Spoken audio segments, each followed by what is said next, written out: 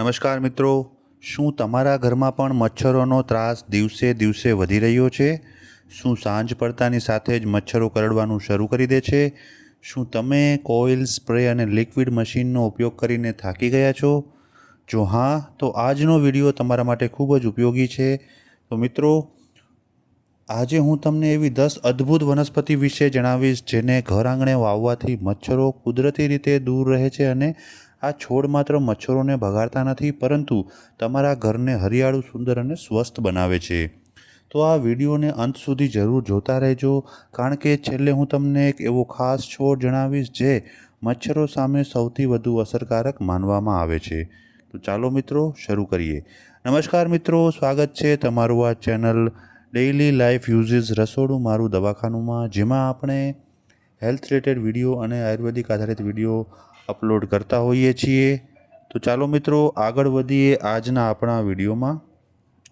મિત્રો, મચ્છર માત્ર તકલીફ આપતું જીવ નથી. મચ્છરોના કારણે દર વર્ષે લાખો લોકો ડેન્ગ્યુ, મલેરિયા અને ચિકનગુનિયા જેવી ગંભીર બીમારીઓનો ભોગ બને છે. ખાસ કરીને ચોમાસામાં મચ્છરો ઝડપથી વધે છે. ઘરમાં પાણી ભરાય, કૂલર સાફ ન કરવામાં આવે અથવા આસપાસ ગંદકી હોય તો મચ્છરોને પ્રજનન માટે અનુકૂળ વાતાવરણ મળી જાય છે. મચ્છરોથી બચવા માટે બજારમાં અનેક પ્રોડક્ટ ઉપલબ્ધ છે, પરંતુ તેમાં રહેલા કેમિકલ લાંબા ગાળે આરોગ્યને નુકસાન પહોંચાડી શકે છે. એટલા માટે આજે આપણે જાણીશું કુદરતી રીતે મચ્છરોને કેવી રીતે દૂર રાખી શકાય. નંબર 1, તુલસી. મિત્રો, તુલસી દરેક ભારતીય ઘરમાં જોવા મળતો પવિત્ર છોડ છે, પરંતુ શું તમને ખબર છે કે તુલસી મચ્છરોને દૂર રાખવામાં પણ ખૂબ ઉપયોગી છે? તુલસીના પાનમાંથી નીકળતી સુગંધ અને તેમાં રહેલા કુદરતી તેલ મચ્છરોને પસંદ નથી. તેથી જ્યાં તુલસીનો છોડ હોય ત્યાં મચ્છરો ઓછા જોવા મળે છે. તુલસીને બાલ્કની, બારી પાસે અથવા ઘરના પ્રવેશદ્વાર પાસે રાખવાથી સારો ફાયદો થાય છે. આ ઉપરાંત તુલસી રોગપ્રતિકારક શક્તિ વધારવામાં પણ મદદરૂપ છે. નંબર 2, લેમનગ્રાસ. લેમનગ્રાસને મચ્છર ભગાડનારા છોડોમાં સૌથી વધુ લોકપ્રિય માનવામાં આવે છે. આ છોડમાં સિટ્રેનેલા નામનું તત્વ હોય છે. આ જ તત્વનો ઉપયોગ મચ્છર ભગાડનારી ઘણી પ્રોડક્ટ્સમાં કરવામાં આવે છે. લેમનગ્રાસની તાજી લીંબુ જેવી સુગંધ મચ્છરોને દૂર રાખવામાં મદદ કરે છે. આ છોડને સંપૂર્ણ સૂર્યપ્રકાશવાળી જગ્યાએ રાખવાથી તે ઝડપથી વધે છે. નંબર 3, ગલગોટો. મિત્રો, ગલગોટાના પીળા અને નારંગી રંગના ફૂલો સૌને આકર્ષે છે, પરંતુ મચ્છરો માટે આ છોડ અસહ્ય છે. તેમાં રહેલું પાયરેથ્રમ નામનું તત્વ કુદરતી જંતુનાશક તરીકે કાર્ય કરે છે. ઘરની આસપાસ ગલગોટાના છોડ વાવવાથી મચ્છરોની સંખ્યા ઘટી શકે છે. નંબર 4, પુદીનો. પુદીનાની સુગંધ માણસોને ખૂબ ગમે છે, પરંતુ મચ્છરો અને ઘણા જીવોને આ છોડ પસંદ નથી, આ સુગંધ પસંદ નથી. પુદીનાના પાનને પાણીમાં ઉકાળી તેનો સ્પ્રે પણ બનાવવામાં આવે છે. આ સ્પ્રે કુદરતી મચ્છર ભગાડનાર તરીકે કામ કરે છે. Number 5, lavender. મિત્રો, લવંડરનો છોડ તેની સુંદર સુગંધ માટે જાણીતો છે. આ સુગંધ માનવ મનને શાંતિ આપે છે, પરંતુ મચ્છરોને આ સુગંધ બિલકુલ પસંદ નથી. ઘરની બાલ્કનીમાં અથવા બારી પાસે લવંડર રાખવાથી મચ્છરો ઓછા આવે છે. નંબર 6, સિટ્રોનેલા. મિત્રો, જો સૌથી અસરકારક છોડની વાત કરીએ તો સિટ્રોનેલા પ્રથમ ક્રમે આવે છે. તેની તીવ્ર સુગંધ મચ્છરોના સંવેદન તંત્રને અસર કરે છે, પરિણામે મચ્છરો તે વિસ્તારથી દૂર રહે છે. ઘણી મચ્છર ભગાડનારી મીણબત્તીઓ અને સ્પ્રેમાં પણ સિટ્રોનેલા તેલનો ઉપયોગ થાય છે. નંબર 7, રોઝમેરી. રોઝમેરી એક સુગંધિત ઔષધીય છોડ છે. તેના પાનમાંથી નીકળતી સુગંધ મચ્છરોને દૂર રાખવામાં મદદરૂપ થાય છે. રોઝમેરીનો ઉપયોગ રસોઈમાં પણ થાય છે, એટલે એક જ છોડના 2 ફાયદા મળી જાય છે. નંબર 8, યુકેલિપ્ટસ. મિત્રો, યુકેલિપ્ટસના પાનમાં રહેલા કુદરતી તેલ મચ્છરોને દૂર રાખવામાં મદદરૂપ થાય છે. ઘરમાં યુકેલિપ્ટસનો તેલનો ઉપયોગ કરવાથી હવા પણ તાજી રહે છે અને મચ્છરોની સંખ્યા પણ ઓછી થઈ શકે છે. નંબર 9, કેટનીપ. મિત્રો, એક સંશોધન મુજબ કેટનીપમાં રહેલું નેપાટેલેક્ટોન મચ્છરો સામે ખૂબ અસરકારક છે. કેટલાક અભ્યાસોમાં તો તેને સિટ્રેનોલા કરતાં પણ વધુ અસરકારક ગણાવવામાં આવ્યું છે. જો આ છોડ ઉપલબ્ધ હોય તો તેને જરૂરથી અજમાવશો. નંબર 10, લસણ. લસણ માત્ર રસોઈમાં જ નહીં પરંતુ મચ્છર નિયંત્રણમાં પણ ખૂબ જ ઉપયોગી છે.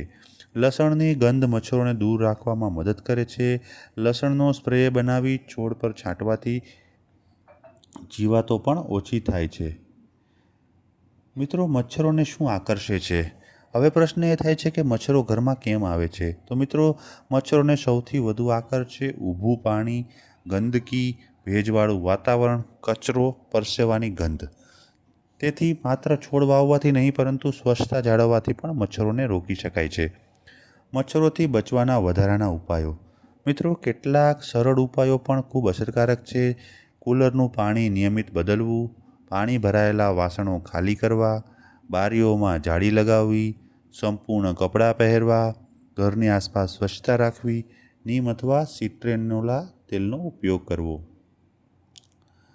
મિત્રો, મચ્છરોથી થતી ગંભીર બીમારીઓ વિશે જાણીએ તો મચ્છરોને હળવાશથી ન લેવા જોઈએ, કારણ કે તેની કારણે નીચેની ગંભીર બીમારીઓ થઈ શકે છે.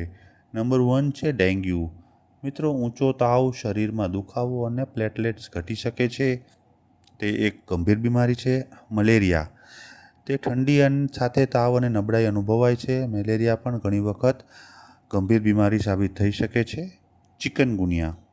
મિત્રો, સાંધાનો અસહ્ય દુખાવો થાય છે. આ ચિકનગુનિયા રોગ પણ મચ્છરને કારણે થતો હોય છે. હવે ચોથી વાત કરીએ ઝિકા વાયરસની. મિત્રો, ગર્ભવતી મહિલાઓ માટે ખાસ જોખમી માનવામાં આવે છે. આ ઝિકા વાયરસ પણ મચ્છરોને કારણે ફેલાય છે.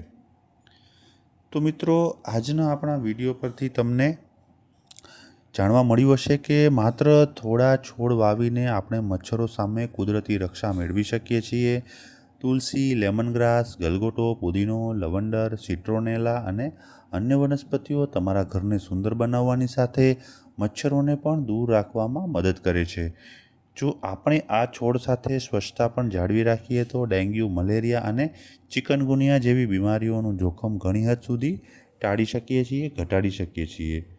તો મિત્રો, આજનો આ વિડીયો તમને ઉપયોગી લાગ્યો હશે એવી આશા રાખું છું. જો વિડીયો તમને પસંદ આવ્યો હોય, ઉપયોગી લાગ્યો હોય તો લાઈક કરો, સબસ્ક્રાઈબ કરો, તમારા મિત્રો અને પરિવારજનોમાં આ વિડીયો શેર કરો, જેથી તે લોકો પણ આ ઉપયોગી માહિતી મેળવી શકે અને તેનો લાભ લઈ શકે, મચ્છરોને અટકાવી શકે અને તેનાથી થતી બીમારીઓથી પણ રક્ષણ મેળવી શકે. મિત્રો, તમને કોઈ અન્ય વિડીયો જોવો હોય, અન્ય ટૉપિક ઉપર વિડીયો જોવા માગતા હો તો મને કોમેન્ટ બોક્સમાં લખો, જેથી હું તે વિષય ઉપર વિડીયો બનાવવા માટે ચોક્કસ પ્રયત્ન કરીશ.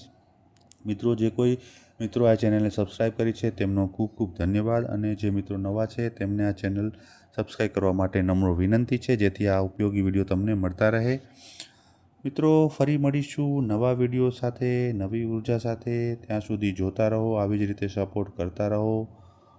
તમારી કોઈ પણ કોમેન્ટ હશે તેનો હું ચોક્કસ જવાબ આપવા પ્રયત્ન કરીશ. કોમેન્ટ કરતા રહેજો, શેર કરતા રહેજો, લાઈક કરતા રહેજો. ખૂબ ખૂબ ધન્યવાદ.